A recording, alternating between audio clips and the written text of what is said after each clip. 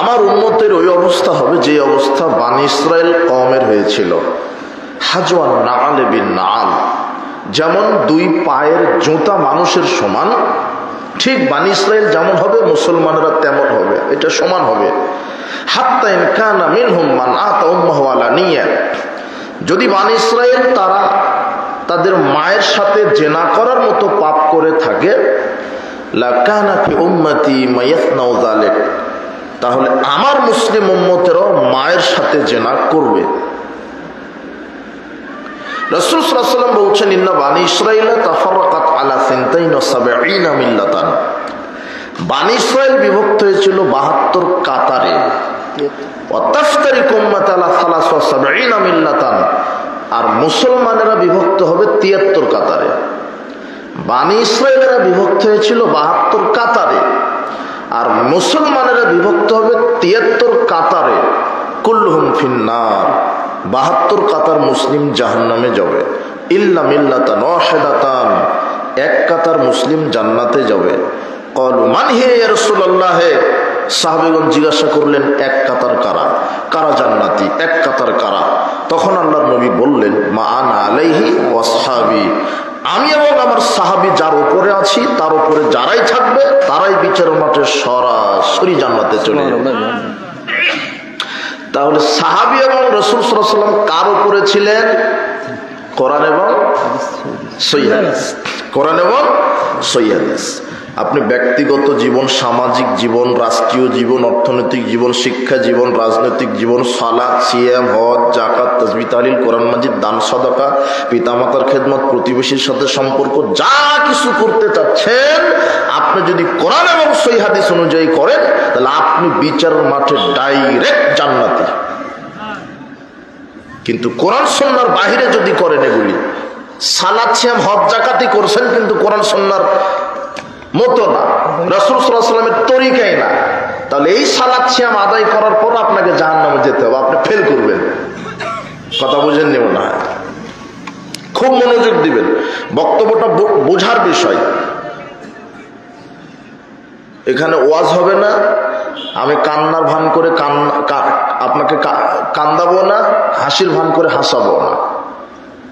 আমি ওয়াজ করতে জানি না, একটু আমার বক্তব্য শুনতে গেলে একটু ধৈর্যশীল, কষ্ট স্বীকার করে একটু বোঝার চেষ্টা করবেন, খুব খেয়াল করবেন। আল্লাহর কাছে দোয়া করি, প্রতিপালক আজকের ইসলামী জালসাটি তুমি আমাদের জন্য দুনিয়াবী কল্যাণ এবং পরকালীন নাজাতের উসিলা হিসেবে কবুল করে নাও। যত নারী পুরুষ এসেছে তুমি তাদের বিগত সব পাপগুলিকে ক্ষমা করে দাও, তাদেরকে কোরআন এবং সহিহ সুন্নাহ বোঝার তৌফিক দান করো। তো 72 কাতার মুসলিম জাহান্নামে যাবে। মুসলিমকে যে 5 ওয়াক্ত সালাত আদায় করে তার নাম মুসলিম। তার নাম কি? মুসলিম। যে হজ করে, সিয়াম রাখে, এ তো মুসলিম। আর যে সালাত আদায় করে না তাকে কোথাও বলা হয়নি মুসলিম। রাসূল বলছেন বাইনাল আবদু ওয়া বাইনাল কুফরি তারকুস সালাত, যে সালাত আদায় করে না সে কাফের। রাসূল সাল্লাল্লাহু আলাইহি ওয়াসাল্লাম, আপনি অযথা বলছেন ও বেনামাজি, আপনি কোথায় পেলেন ও বেনামাজি? যে সালাত আদায় করে না সে বেনামাজি না, সে হলো কাফের। সে কি বুঝলেন মনে হয় কথা? আপনাকে কে শোনালো যে ও হলো বেনামাজি? যে 5 ওয়াক্ত সালাত আদায় করে এ হলো মুসলিম, আর যে 5 ওয়াক্ত সালাত আদায় করে না এ হলো কাফের। এটা আল্লাহর নবী বলছেন এই কথা। আল আহদুল্লাযী বাইনানা ওয়া বাইনাহুমুস সালাহ ফামান তারাকাহা ফাকাদ কাফারা। আল্লাহর নবী বলছেন আল্লাহ আমাদের আর কাফেরের মধ্যে একটা ওয়াদা দিয়েছেন, সেটা হলো যারা 5 ওয়াক্ত সালাত আদায় করে তারা মুসলিম, আর যে ব্যক্তি সালাত ছেড়ে দিল সে কাফের হয়ে গেল। এটা আল্লাহর নবীর বক্তব্য। তাহলে মুসলিম যে ব্যক্তি সালাত আদায় করছে এই মুসলিম। আবার আরেকটা আশ্চর্য আরেকটা হাদিস আছে যে কিছু মানুষ সমাজে আছে যে সালাত, সিয়াম, হজ, যাকাত খুব বেশি বেশি আদায় করবে কিন্তু তারা মুসলিমই না। তারা কি না? মুসলিমই না। এটা সহিহ বুখারীর 5058 নম্বর হাদিসে আসছে। আবু সাঈদ খুদরী রাদিয়াল্লাহু আনহু বলছেন রাসূল সাল্লাল্লাহু আলাইহি ওয়াসাল্লাম বললেন, ইয়াখরুজু ফীকুম কওমুন অচিরেই তোমাদের উপরে একটা কওম বা জাতি বের হবে, তাহকিরুনা সলাতাকুম মা সলাতিহিম, তাদের সালাতের তুলনায় তোমাদের সালাতকে তারা তুচ্ছ মনে করবে। ও সিয়ামাকুম মা সিয়ামিহিম, তাদের সিয়ামের তুলনায় তোমাদের সিয়ামকে তারা অল্প, তুচ্ছ, নগণ্য মনে করবে। ও আমালাকুম মা আমালিহিম, তাদের আমলের তুলনায় তোমাদের আমলকে তারা নগণ্য মনে করবে। ওয়ায়াকরাউনাল কোরআন, তারা কোরআন তেলাওয়াত করবে। লা ইউজাইজু হানাজিরাহুম, কিন্তু কোরআনের আয়াত তাদের কণ্ঠের নিচে নামবে না। ইয়ামরুকুনা মিনাদ-দ্বীন, তারা ইসলাম থেকে, দিন থেকে ওইভাবে বের হয়ে যাবে। কামা ইয়ামরুকুস সাহমু মিনার রামিয়া, যেভাবে ধনুক থেকে তীর বের হয়ে যায়।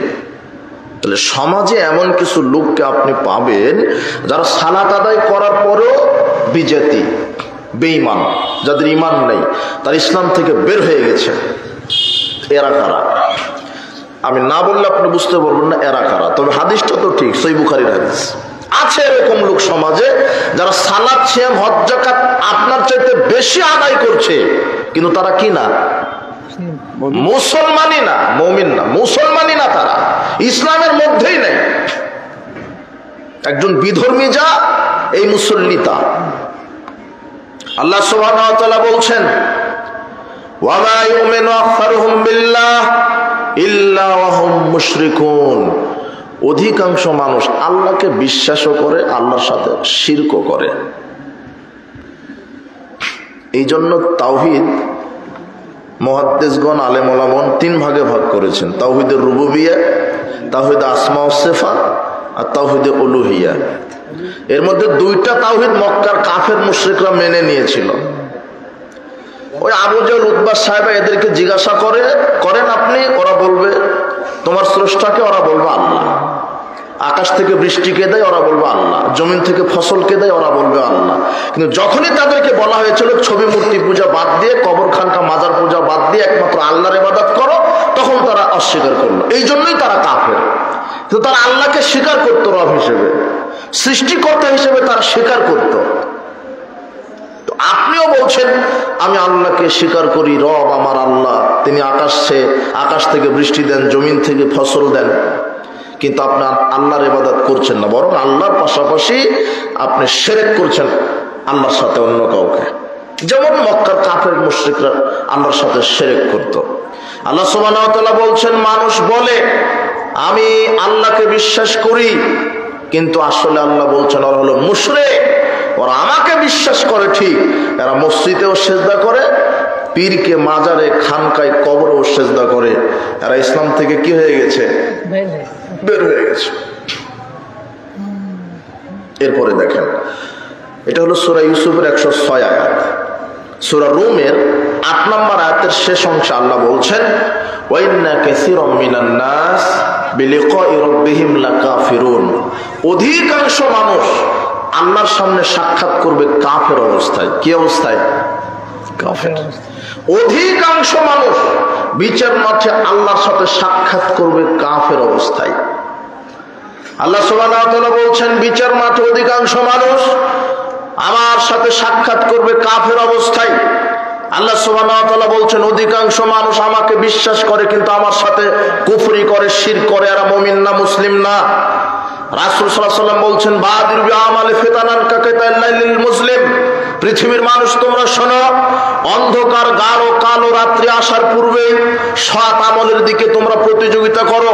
ইসবিহু রাজুল মুমিনান ওয়া ইয়ামশি কাফিরান আও ইয়ামশি মুমিনান ওয়া ইসবিহু কাফিরান, এমন একটা সময় আসবে যখন সকালে যে ব্যক্তি মুমিন থাকবে সে সন্ধ্যায় কাফের হয়ে যাবে, সকালে যে ব্যক্তি কাফের থাকবে সে সন্ধ্যায় মুমিন হবে। হাদিস তো এবারাত শুনছেন, অনুবাদ শুনছেন, কিন্তু একটু মূল্যায়ন করেন।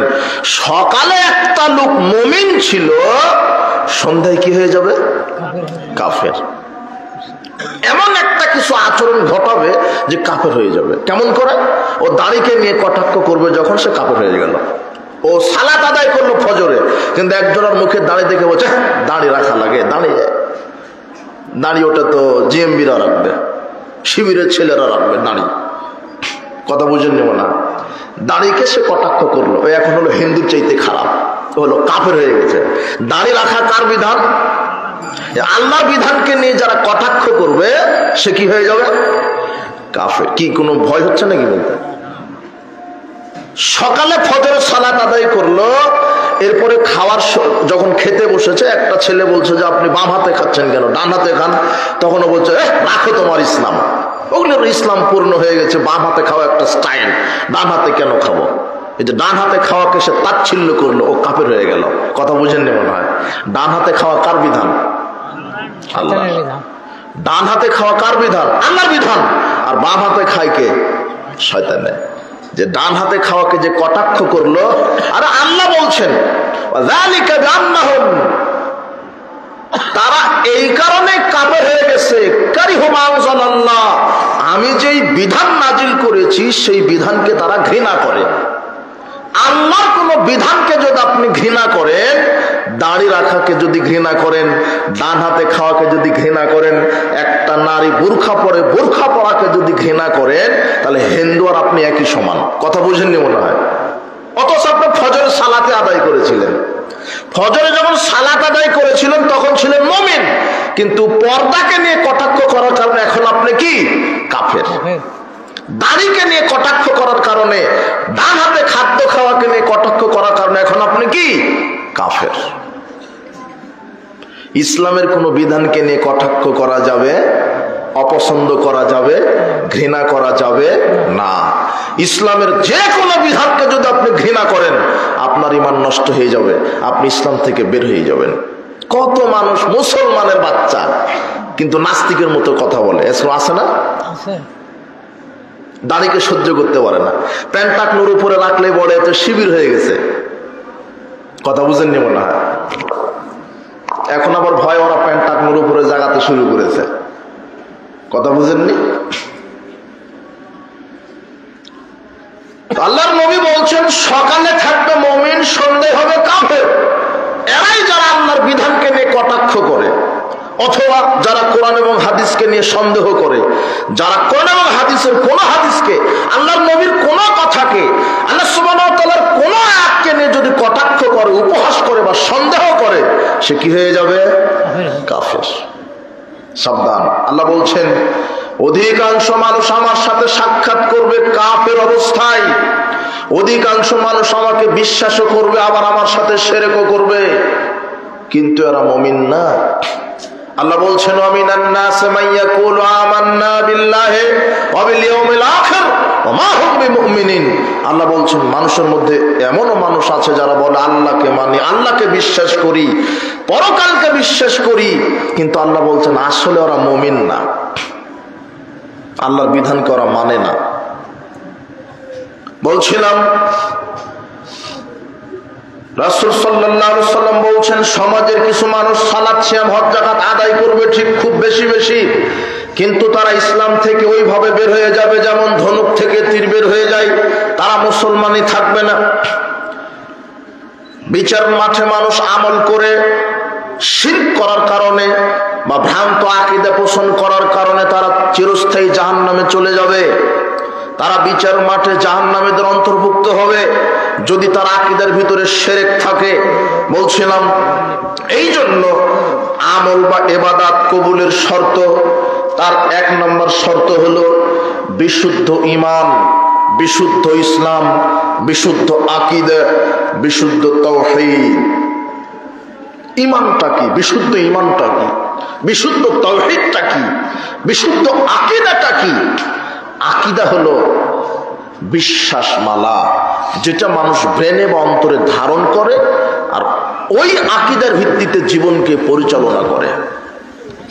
ঈমানটা কি? দৃঢ় বিশ্বাস, স্বীকৃতির নাম ঈমান। আমি মৌখিক স্বীকৃতি দেব, অন্তরে স্বীকৃতি দেব, কর্মে বাস্তবায়ন করব, এর নাম হলো ঈমান। ঈমান মানে শুধু বিশ্বাসের নাম নয়।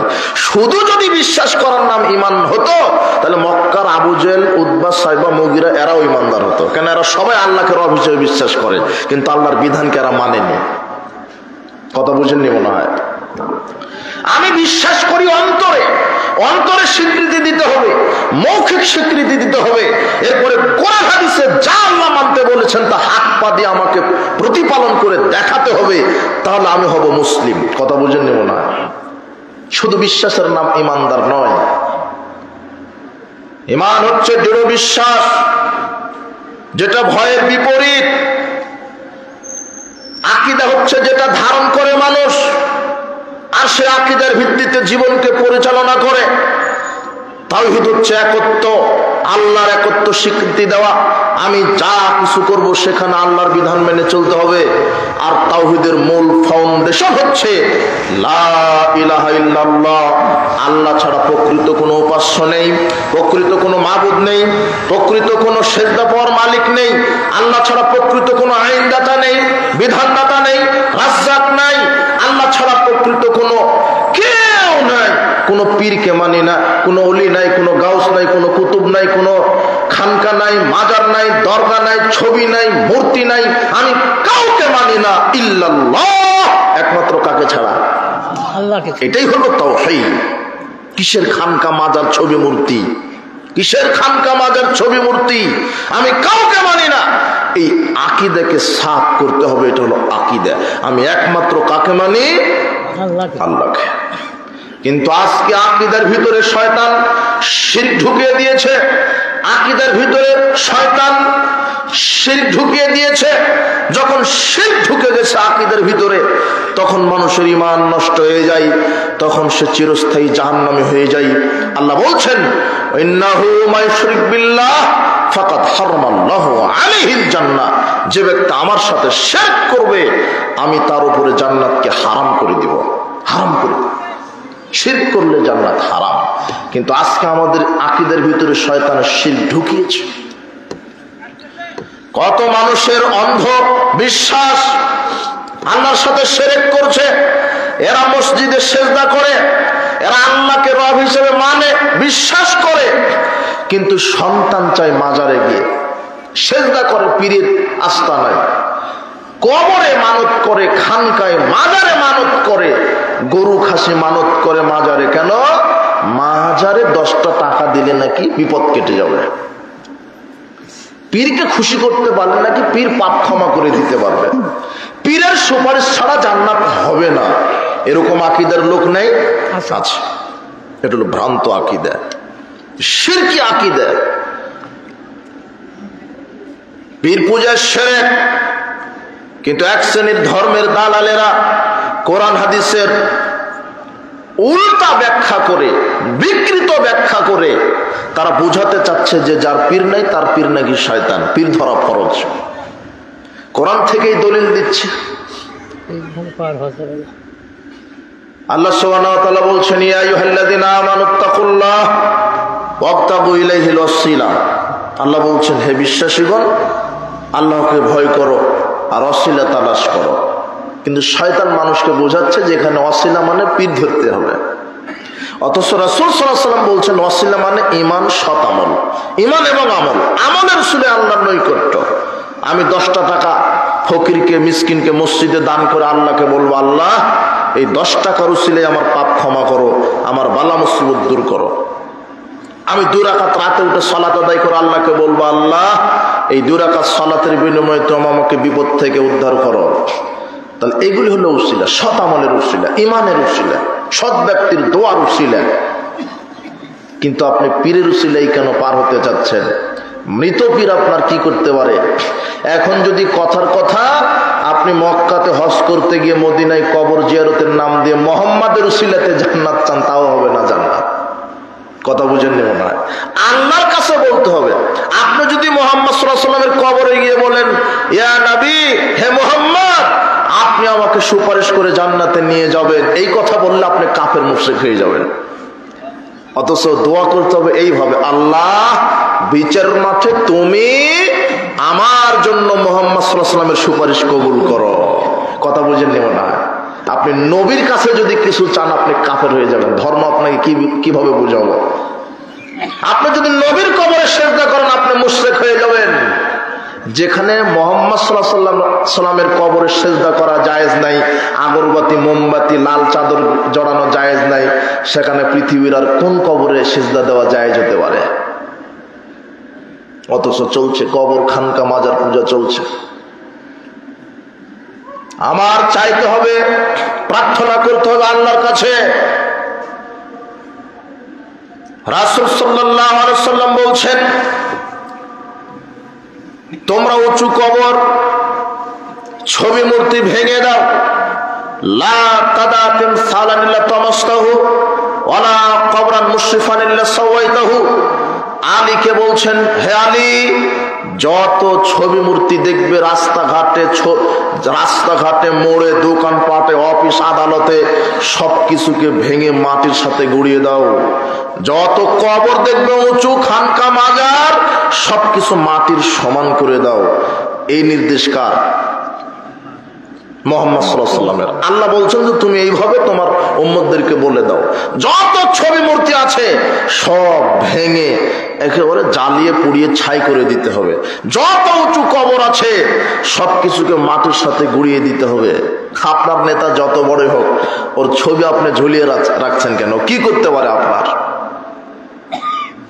অথচ অফিস উদ্বোধন হয় না আপনার নেতার ছবি ছাড়া।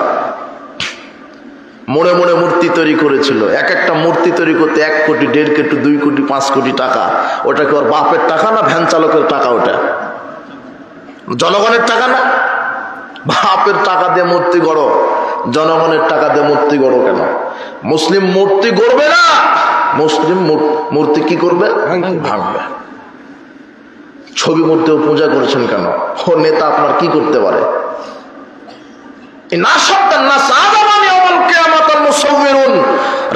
বলছেন বিচার মাঠে সবচেয়ে বেশি শাস্তি আল্লাহ যাকে দিবেন তিনি হচ্ছেন যিনি মূর্তি নির্মাতা বা নির্দেশদাতা। তোমার নেতা বলছে মনে মনে মূর্তি তৈরি করো, তোমার নেতাকে আল্লাহ ধরবেন, আর যে নির্মাণ করেছে তাকে ধরবেন, ধরে বলবেন আহইউ মা খালাকতুম, এই আত্মা দে, আত্মা দাও।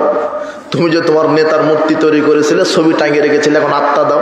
এবার বাড়ি বেড়াবে আর বলবে যে আত্মা দাও। আত্মা দিতে পারবে তা না? দিতে পারবে? বুখারী মুসলিমের হাদিস। পরে আত্মা যখন দিতে পারবে না, তোমার নেতাকেও লাথি মেরে জাহান্নামে দেবে, তোমাকেও দেবে। সেদিন তুমি ঠেকায়ো, দলীয় দাপট দিয়ে ঠেকায়ো তুমি। সেদিন বিচার মাঠে আল্লাহ বলবো যে তুমি কোন দল করো, তাই না? তখন আপনি বলবেন আমি অমুক দল করি, তখন আল্লাহ বাপরে বাপ তোমার নেতা তো বড় নেতা, ঠিক আছে ঠিক আছে যাও তোমরা। এরকম না কি হবে?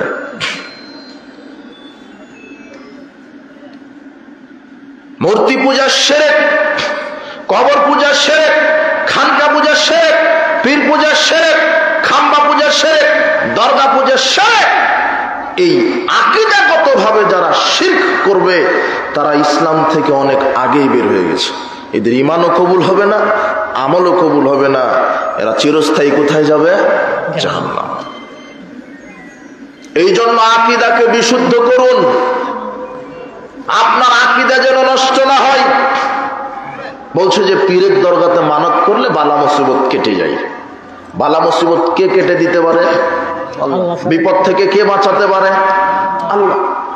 আল্লাহ সুবহানাহু ওয়া তাআলা বলছেন ওয়াইয়ামসাসকাল্লাহু বিদুররিন ফালা কাশিফা লাহু ইল্লা হু ওয়া ইউরিদুকা বিখাইরিন ফালা রাদ্দা লিফাদলি।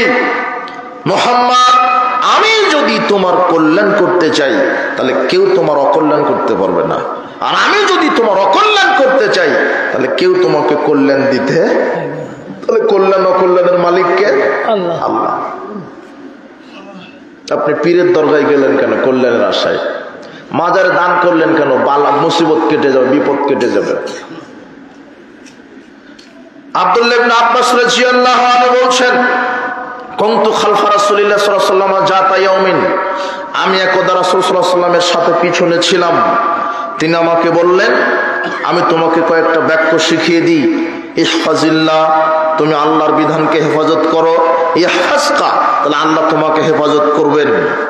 ইহফাজিল্লাহ, তুমি আল্লাহর বিধানকে হেফাজত করো। তাজিদহু তুজাহা, তাহলে আল্লাহকে তুমি তোমার সব প্রয়োজনের পাশে তুমি আল্লাহকে পাবে। তুমি আল্লাহর বিধানকে হেফাজত করো, আল্লাহর সাথে কাউকে শরীক করো না, আল্লাহর তাওহীদের স্বীকৃতি দিয়ে তাওহীদকে জীবনে বাস্তবায়ন করো। তাহলে বিপদে আল্লাহকে তুমি পাশে পাবে, আল্লাহ তোমাকে হেফাজত করবেন।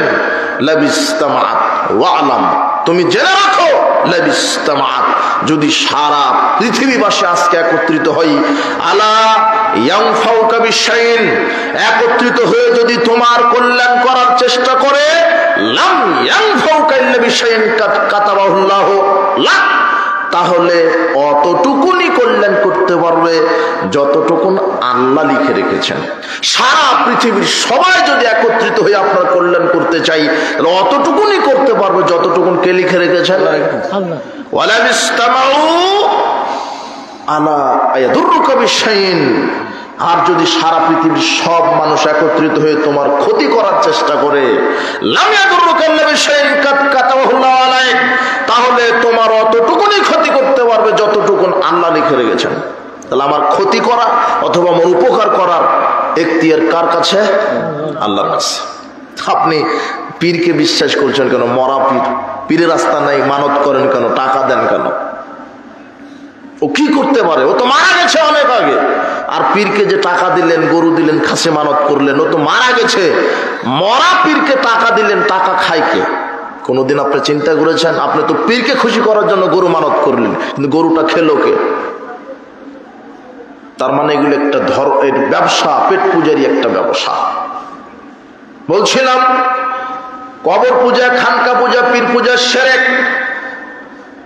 পীরের মুরিদ হলে পীর পাপ ক্ষমা করতে পারে, পীর সুপারিশ করে জান্নাত দিতে পারে, আকীদা শিরক।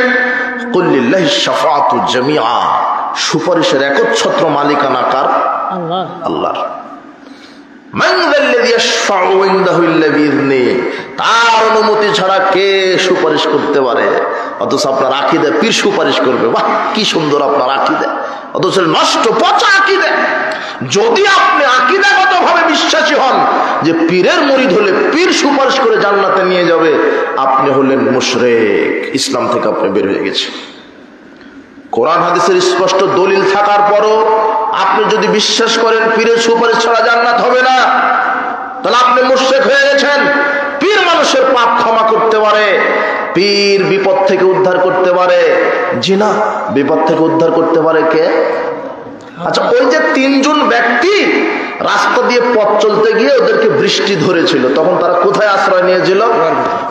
পাহাড়ের গর্তে। তখন বিশাল একটা পাথর এসে গর্তে পড়ে গেল, তারা আটকা পড়ে গেল। এই তিনজন ব্যক্তিকে কে বাঁচিয়ে দিয়েছিল? পীর না আল্লাহ? আর এরা পীরকে ডেকেছিল না আল্লাহকে? তো যে আল্লাহ তাদেরকে বাঁচালেন বিপদ থেকে, সে আল্লাহ আপনাকে বাঁচাতে পারে না? সেই জন্য আমি থেকে থেকে বলি, যারা পীরের মুরিদ হয় এরা হলো অরিজিনাল বলদেরা। এদের আকীদা যে পীরের আস্তানায় গেলে বালা মুসিবত কেটে যাবে, অবাক। যে বিশ্বাস নাই। ও যে 100 জন ব্যক্তিকে যে হত্যা করেছিল তাকে কে ক্ষমা করেছিল? আল্লাহ। ও যে পতিতালয়ের নারী কুকুরকে পানি পান করালো, ওই পতিতালয়ের নারীর পাপকে ক্ষমা করেছিল নাকি পীর? পীর ক্ষমা করেনি, কে? আল্লাহ। তো যে আল্লাহ তাকে ক্ষমা করতে বললে, সেই আল্লাহ আপনাকে ক্ষমা করতে পারবেন না? সাবধান। সাহায্য কার কাছে চাইতে হবে? বিপদ থেকে বাঁচতে কার কাছে প্রার্থনা করতে হবে? আল্লাহর কাছে। এগুলি যদি আকীদাগতভাবে আপনার ভিতরে শিরক ঢুকে যায়, তাহলে আপনি মুশরিক। অধিকাংশ মানুষ আল্লাহকে বিশ্বাস করে, আবার এরকম আকীদা লালন করে কিনা? তাহলে হলো মুশরিক। এগুলো বড় বড় শিরক। সমাজে ছোট ছোট শিরক আছে যেগুলি করলে আমল নষ্ট হয়ে যাবে। বড় শিরক করলে ঈমান নষ্ট হয়, আর ছোট শিরক করলে আমল নষ্ট হয়। বড় শিরকের আরেকটা ছুটে গেল, যারা আকীদাগতভাবে তাবিজকে বিশ্বাস করে যে তাবিজই একমাত্র রোগ ভালো করতে পারে, তাহলে ও হলো বড় মুশরিক। আজকে আলে হাদিস সমাজে অনেক ভালো ভালো দাড়ি টুপিওয়ালা লোক তাবিজের উপরে বিশ্বাসী। আপনি অবাক হবেন, আমি এটা আগে জানতাম না। ও হজ করতে চলে গেছে মক্কাতে, ওর বাহুতে কোমরে তাবিজ। ও কাবা ঘরে দাঁড়িয়ে সালাত আদায় করছে, ওর শরীরের ভিতরে তাবিজ। ও আরাফার মাঠে গিয়ে আল্লাহর কাছে প্রার্থনা করছে, তখন ওর শরীরের ভিতরে তাবিজ। অথচ মুসলমানই না, হস্তবহুদূরের কথা। তাবিজের উপরে যে বিশ্বাসী যে তাবিজ একমাত্র রোগ ভালো করতে পারে, ও হলো মুশরিক, ও মুসলমানই না। আকবালা ইলাইহি রাজুলুন ইলান নবী সাল্লাল্লাহু আলাইহি ওয়াসাল্লাম, 10 জন ব্যক্তি আল্লাহর নবীর কাছে আসলেন বায়াত নেওয়ার জন্য ইসলামের উপরে। বায়াত সাতানম সাকানহিদিন, আল্লাহর নবী 9 জনকে ইসলামের উপরে বায়াত দিলেন, আর একজনকে ইসলামের উপরে বায়াত দিলেন না। সাহাবীগণ অভিযোগ করলেন, আল্লাহর নবী বায়াত সাতান তারাক্তাহা, আপনি 9 জনকে ইসলামের উপরে বায়াত দিলেন, আর এই একজনের কি অপরাধ? আপনি ইসলামের উপরে বায়াত দিলেন না কেন? তখন তিনি বললেন, ইন্না আলাইহি তামিমা, এই ব্যক্তির শরীরের ভিতরে তাবিজ আছে, লোকটি এটা শোনার সাথে সাথে শরীরের ভিতর থেকে তাবিজ ছিঁড়ে ফেলে দিলেন। এরপরে রাসূল সাল্লাল্লাহু আলাইহি ওয়াসাল্লাম তাকে ইসলাম কবুল করালেন। এরপরে তিনি বললেন, যে ব্যক্তির শরীরে তাবিজ ঝুলালো সে আল্লাহর সাথে শরীক করলো। তাবিজ শরীরে থাকা অবস্থায় সে কালেমা শাহাদাত পাঠ করে মুসলমানই হতে পারে না। সেখানে আপনি হজ করতে চলে গেছেন, সেখানে আপনার মসজিদের ইমাম ইমামতিও করে, তাবিজও বিক্রি করে। বাহ! তাবিজ শরীরে থাকলে সে মুসলমানই হতে পারে না, সেখানে আপনার ইমাম ইমামতিও করছে, তাবিজও বিক্রি করছে, তো মুসলমানই। যে ইমাম তাবিজের ব্যবসা করে তার পিছনে সালাত হবে না। যে ইমামের আকীদা মুহাম্মদ সাল্লাল্লাহু আলাইহি ওয়াসাল্লাম গায়েব জানেন, তার পিছনে সালাত হবে না। যে ইমামের আকীদা মুহাম্মদ সাল্লাল্লাহু আলাইহি ওয়াসাল্লাম হায়াতুন নবীতে বিশ্বাসী, তার পিছনে সালাত হবে না। যে ইমামের আকীদা নবী নূরের তৈরি, তার পিছনে সালাত হবে না। যে ইমামের আকীদা নবীকে সৃষ্টি না করলে আল্লাহ কিছুই সৃষ্টি করতেন না, এই ইমামের পিছনে সালাত হবে না। যে ইমামের আকীদা নবীর উসিলায় দোয়া করলে, নবীর উসিলায় ক্ষমা চাইলে আল্লাহ পাপ ক্ষমা করেন, এই ইমামের পিছনে সালাত হবে না। যে ইমামের আকীদা পীর কবরে জীবিত থেকে মুরিদকে উদ্ধার করতে পারে, কল্যাণ করতে পারে, জীবন দিতে পারে, হায়াত বাড়িয়ে দিতে পারে, মৃত্যু দিতে পারে, ক্ষতি করতে পারে, উপকার করতে পারে, এই ইমামের পিছনে সালাত হবে না। যে ইমামের আকীদা আল্লাহ সত্যগতভাবে সর্বত্র বিরাজমান, এর পিছনে সালাত হবে না। যে ইমাম বিশ্বাস করে পীরের সুপারিশ ছাড়া জান্নাত হবে না, এর পিছনে সালাত হবে না। কেন? মুশরিক। আপনাকে কি দিয়ে বুঝাবো? এটা হলো বিশুদ্ধ খাঁটি আকীদা পোষণ করুন। এই শিরক মিশ্রিত আকীদাকে কবর দিয়ে বিশুদ্ধ তাওহীদকে মেনে নিয়ে ইসলামকে সুন্দরভাবে সাজান, ঈমানকে নবায়ন করুন। যদি শিরক মিশ্রিত আকীদা হয়, ওই আকীদা নিয়ে আপনি হজ, যাকাত, তাসবিহ, তাহলিল করলেও বিচার মাঠে জান্নাত হবে না। তাবিজ যদি শরীরে থাকে এখন খুলে ফেলাতে হবে। তাবিজ যে শরীরে ঝুলিয়েছে সে মুশরিক, তার আমল নষ্ট হয়েছে, ঈমান নষ্ট হয়েছে। তাবিজ এখনই খুলে ফেলতে হবে। তাবিজ ঝুলানো শিরক, তাবিজ ঝুলানো শিরক, তাবিজ ঝুলানো শিরক। আল্লাহর নবী বলছেন, মান আল্লাকা তামিমা ফাকাদ আশরাকা, যে ব্যক্তি তাবিজ ঝুলালো সে শিরক করলো। সাবধান। এরপর আমল কবুলের 1 নম্বর পূর্ব শর্তই হলো বিশুদ্ধ আকীদা, বিশুদ্ধ ঈমান। আপনাকে ঈমান কি দিয়ে বুঝাবো, তাওহীদ কি দিয়ে বুঝাবো? মানে তাওহীদ ছাড়া, বিশুদ্ধ ঈমান ছাড়া, বিশুদ্ধ আকীদা ছাড়া আপনার ঈমানও নষ্ট হবে আর আমল তো কবুল হবে না, আপনি জাহান্নামে। আপনার দেহটা খুব সুন্দর, 2টা হাত, 2টা পা, আপনার বক্ষটা খুব শক্তিশালী, আপনার দেহ সুন্দর দেহ, কিন্তু ওই দেহে মাথাটা নেই। কি নেই? কি নাই? মাথা। তাহলে ওই দেহের কোনো মূল্য আছে? কথা বুঝেননি আমার? আপনার দেহটা খুব সুঠাম দেহের অধিকারী আপনি, আপনার 2টা হাত, 2টা পা, 2টা বক্ষ এমন সুঠাম, কিন্তু ওই দেহে কি নাই? মাথা নাই। ওই দেহের কোনো মূল্য আছে? আপনার গাছে ফুল আছে, ফল আছে, শাখা আছে, কাণ্ড আছে, প্রশাখা আছে, সব আছে, গাছে ফুল ফলে ভরা, কিন্তু গাছের শিকড়টা আপনি কেটে দিলেন, ওই গাছের মূল্য আছে? মাথাবিহীন দেহের যেমন মূল্য, শিকড়বিহীন গাছের যেমন মূল্য, ঠিক ভ্রান্ত আকীদা নিয়ে আমল করা, আপনার এই শিরকি আকীদা, বিশুদ্ধ ঈমানবিহীন শিরকি আকীদা নিয়ে আমল করলে, শিরকি ঈমান নিয়ে আমল করলে, আপনার ভ্রান্ত আকীদা নিয়ে আমল করলে, ওইটাই হলো তেমন মূল্য। শিকড়বিহীন গাছের যেমন মূল্য, বিশুদ্ধ ঈমানবিহীন আমলের তেমন মূল্য। কথা বোঝেননি মনে হয়? শিকড় নাই, গাছের মূল্য নাই। আপনার আকীদা বিশুদ্ধ না, আপনার ঈমানেরও দাম নেই, আমলেরও দাম নেই। মাথাবিহীন দেহের যেমন মূল্য, ঠিক শিরক মিশ্রিত আমল, ঈমান নিয়ে আমলের তেমন মূল্য। ঘটনা এক, ওই দেহের কোনো মূল্য নাই যদি মাথা না থাকে, ওই গাছের কোনো মূল্য নাই যদি শিকড় না থাকে। ঠিক আপনার সালাত, সিয়াম, হজ, যাকাত, পর্দা করা, দান সদকা করা, কোরআন খতম দেওয়ার, ওগুলি কোনো মূল্য থাকবে না যদি তো বিশুদ্ধ ঈমান যদি আপনার না থাকে। তাহলে আমল কবুলের এক নম্বর শর্ত বিশুদ্ধ ঈমান, বিশুদ্ধ তাওহীদ, বিশুদ্ধ আকীদা। আকীদাকে সাফ করে নিতে হবে। নবী মাটির তৈরি, এই আকীদাই ঠিক। মুহাম্মদ সাল্লাল্লাহু আলাইহি ওয়াসাল্লাম গায়েব জানেন না, অতটুকুনি জানেন যতটুকুন আল্লাহ জানিয়েছেন। মুহাম্মদ সাল্লাল্লাহু আলাইহি ওয়াসাল্লাম যদি গায়েবই জানতেন, তাহলে আয়েশা রাদিয়াল্লাহু তাআলা আনহাকে ওই যে ইহুদিরা বলল যে ও জেনাকার নারী, তো 1 মাস অপেক্ষা করলেন কেন? আয়াত নাজিল হওয়া পর্যন্ত দেরি করলেন কেন? তিনি তো বলে দিতে পারতেন আমি গায়েব জানি, আয়েশা রাদিয়াল্লাহু তাআলা আনহা জেনা করেনি, বলে দিতে পারতেন না? ওই ঘটনাতে, ইফকের ঘটনাতেই আয়েশা রাদিয়াল্লাহু তাআলা আনহার গলার হার হারিয়ে গেল, তো সন্ধ্যা পর্যন্ত খোঁজা লাগলো কেন? তিনি যদি গায়েব জানতেন তাহলে বলে দিতেন যে ওই যে উটের পেটের নিচে পড়ে আছে, যা উঠে নিয়ে আসো, বলতে পারতেন না? আরো কত ঘটনা। তায়েফে গিয়ে তিনি রক্তাক্ত হবেন এটা যদি জানতেন তাহলে যেতেন না। উহুদের মাঠে দাঁত ভেঙে যাবেন এটা যদি জানতেন তাহলে সেপে থাকতেন। তিনি গায়েব জানেন না, অতটুকুনি জানেন যতটুকু কে জানিয়েছে? আল্লাহ।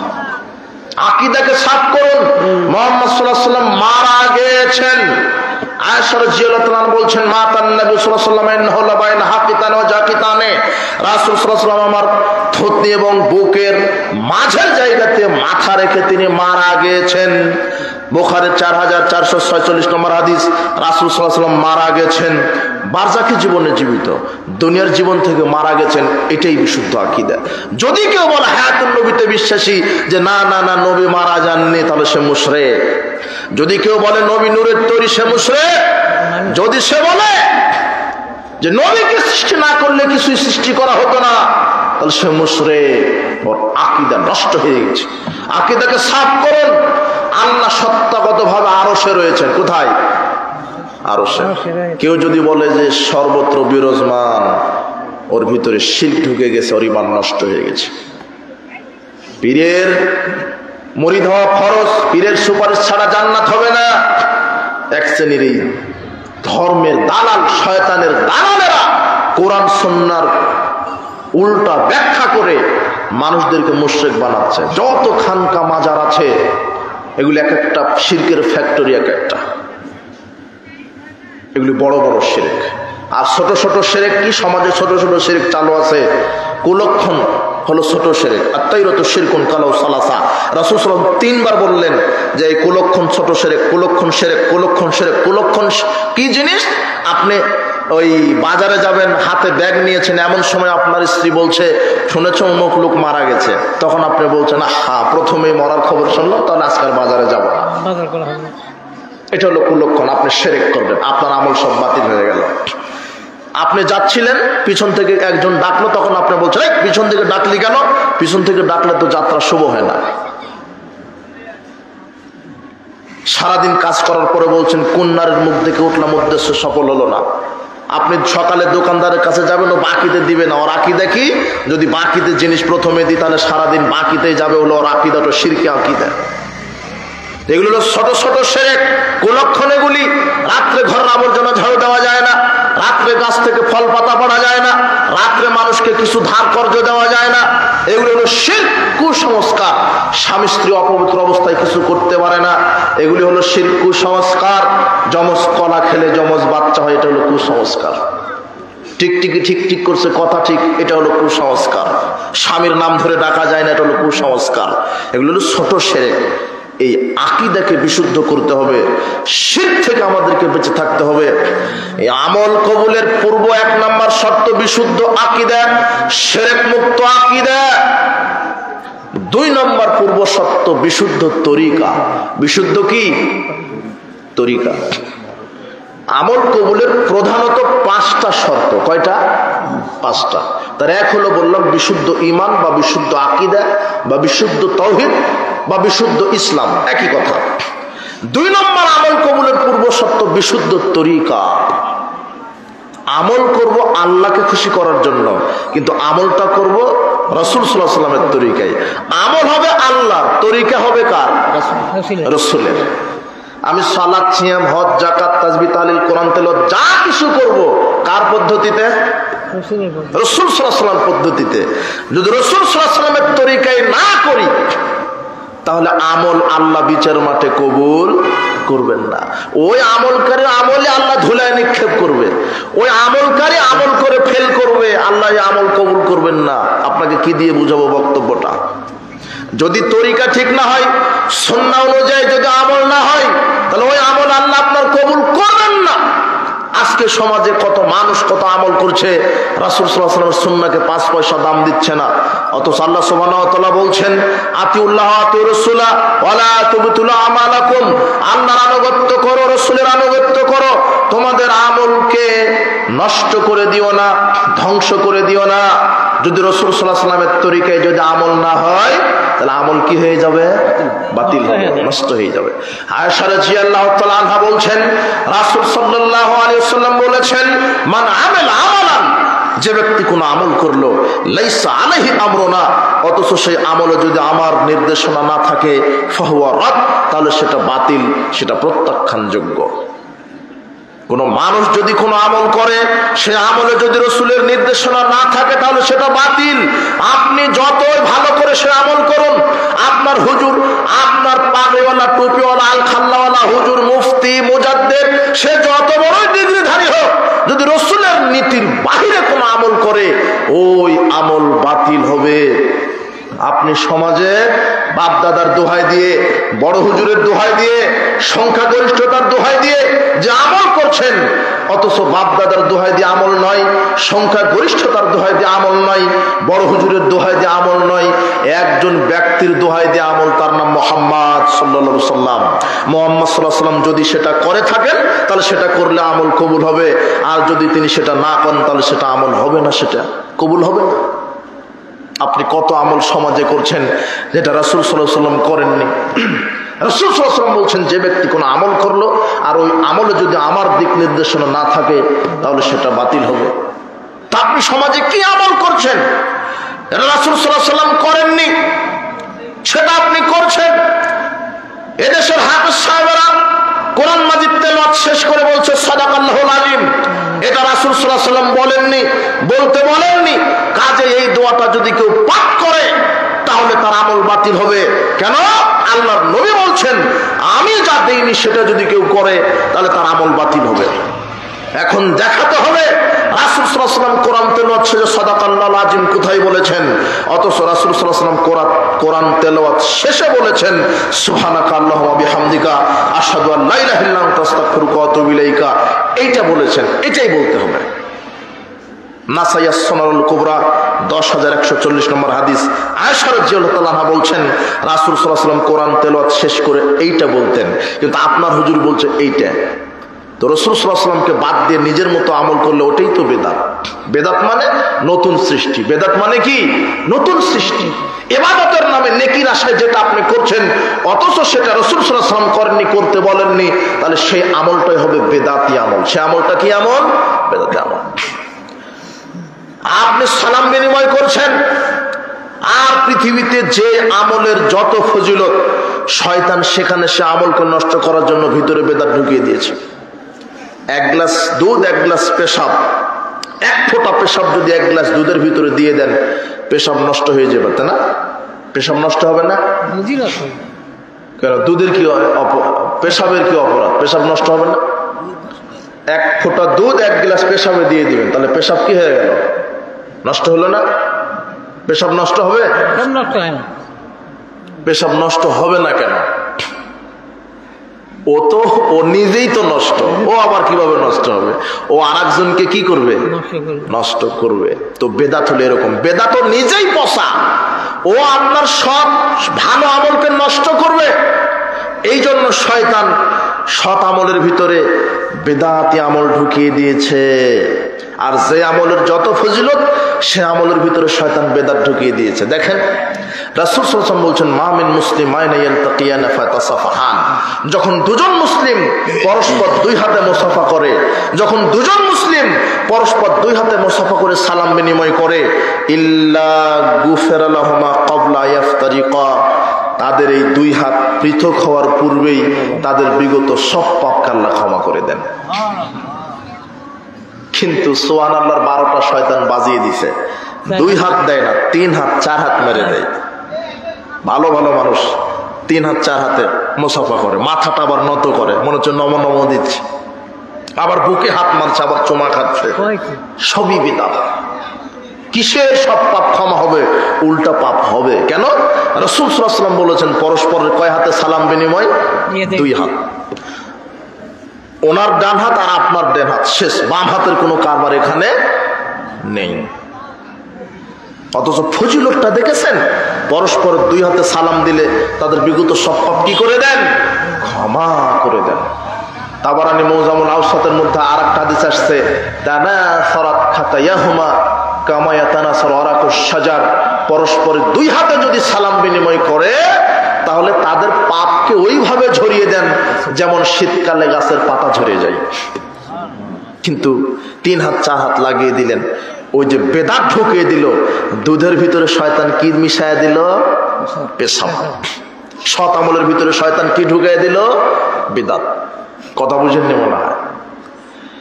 রাসূল সাল্লাল্লাহু আলাইহি ওয়াসাল্লাম বলছেন মান ক্বালা হিনা ইয়াসমাউন নিদা, যে ব্যক্তি আযান শোনার পরে বলবে আল্লাহুম্মা রাব্বা হাযিদ দাওয়াতিত তাম্মা ওয়াস সালাতিল কায়ামা আতি মুহাম্মাদান রাসূলাতুল ফাদিলা ওয়া বা'আথ মাকামান মাহমুদান আল্লাযী ওয়া'আদতা হাল্লাত লাহু শাফাআতি ইয়াউমাল কিয়ামা, যে ব্যক্তি আযান শোনার পরে এই দোয়াটা পাঠ করবে তার জন্য সুপারিশ করা আমার জন্য বিচার মাঠে ওয়াজিব হয়ে যাবে।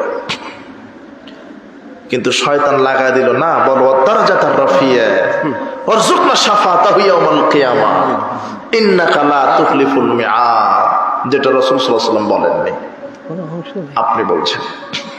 এগুলি বেদাতি আমল। কত বেদাতি আমল সমাজে চালু আছে।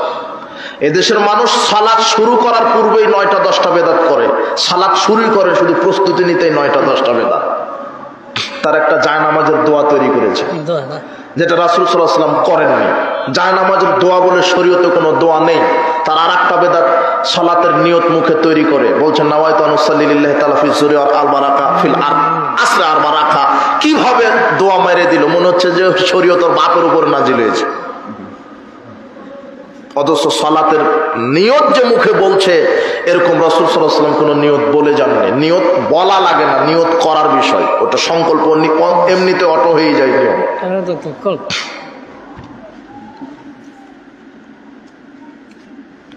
এরপরে বায়সাদের পাগড়ি পেঁচাচ্ছে, বায়সাদের পাগড়ি পেঁচিয়ে বলছে যে পাগড়ি পরে 1 ওয়াক্ত সালাত পাগড়ি বিহীন 70 ওয়াক্তের সালাতের মতো। অথচ পাগড়ি টুপির কোনো ফজিলত নেই, তবে এটা ইসলামী পোশাক। পাগড়ি পরে সালাত আদায় করলে যত নেকি, পাগড়ি খুলে সালাত আদায় করলে একই নেকি। পাগড়ি টুপির শরীয়তে কোনো ফজিলত নেই, তবে ইসলামী পোশাক। রাসূল সাল্লাল্লাহু আলাইহি ওয়াসাল্লাম সাহাবায়ে কেরাম খালি মাথায় সালাত আদায় করেননি। এটা ইসলামের একটা জিনাত, সৌন্দর্য। কথা বুঝেননি মনে হয়? যদি কেউ ফজিলতের আশাতে পাগড়ি পরে শুধু সালাতের সময়, তাহলে সেটা বেদাত হবে। ওই যে ইকামত দিচ্ছে মুয়াজ্জিন, তখন 22 হাতের পাগড়ি পেঁচানো শুরু, জি না। এরপরে বলছে আশহাদু আন্না মুহাম্মাদুর রাসূলুল্লাহ, তখন বলছে সাল্লাল্লাহু আলাইহি ওয়াসাল্লাম। অথচ রাসূল বলছেন ফাকুলু মিসলা মা ইয়াকুলু মুয়াজ্জিন, তোমরা অনুরূপ বলো মুয়াজ্জিন যেরকম বলে। আযান ইকামতে মুয়াজ্জিন যা বলবে অনুরূপ শুধু বলো। হাইয়া আলাস সালাহ হাইয়া আলাল ফালাহ ব্যতীত হাইয়া আলাস সালাহ হাইয়া আলাল ফালাহর সমাতে বলবে লা হাওলা ওয়ালা কুওয়াতা ইল্লা বিল্লাহ। এমনকি ফজরের আযানে সালাতু খায়রুম মিনান নাওম এর জবাবেও আপনাকে বলতে হবে সালাতু খায়রুম মিনান নাওম। অথচ বলছে সাদাকাতা ওয়া বারাকাতা, এটা বলাও বেদাত, এটা আযানে বেদাত। আশহাদু আন্না মুহাম্মাদুর রাসূলুল্লাহ, আযান ইকামতে আপনাকে বলতে হবে আশহাদু আন্না মুহাম্মাদুর রাসূলুল্লাহ। এটাই আযান ইকামতের বাহিরে যদি মুহাম্মাদের নাম শোনেন, তখন সংক্ষিপ্ত হলেও কি পড়তে হবে? দুরূদ সাল্লাল্লাহু আলাইহি ওয়াসাল্লাম।